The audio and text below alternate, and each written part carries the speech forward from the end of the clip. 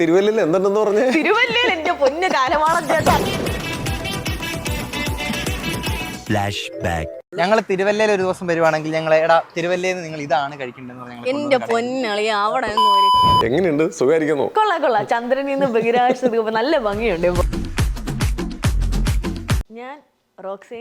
എനിക്ക് വാത്താളം അടിക്കുന്നതാണ് എനിക്ക് ഏറ്റവും കൂടുതൽ കഴിവുള്ളത്.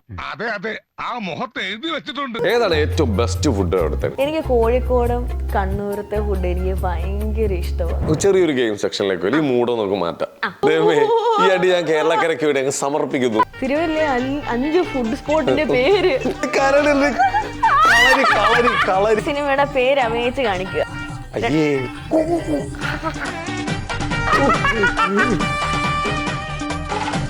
ഒളരിയിലെ മുരളി കരളി,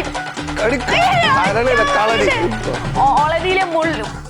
ഈ ഓൺലൈൻ മേഖലയില് കീർത്തിക്ക് ശത്രുക്കളുണ്ടോ? എന്റെ കൂടെ തന്നെ പഠിച്ച കുറച്ച് പയ്യന്മാരാ തിരുവല്ലയിലുള്ള.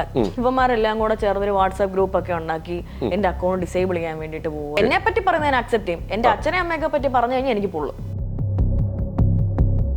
ഇപ്പൊ എന്റെ അച്ഛനെ പറ്റി ഞാൻ പറഞ്ഞ കാര്യം ഒരാൾ വിഷമിച്ച ബുദ്ധിമുട്ടിയാണ് പറയുന്നത്.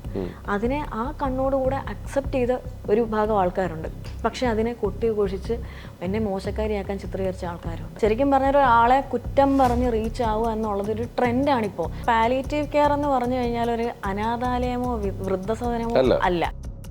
ഒരു മോളെന്നുള്ള നിലയിൽ എൻ്റെ അച്ഛന് കൊടുക്കാവുന്ന ഏറ്റവും ബെസ്റ്റ് കെയർ കിട്ടുന്ന ഒരു ഫെസിലിറ്റിയിൽ എത്തിക്കുക, അതാണ് പാലിയേറ്റീവ് കെയർ.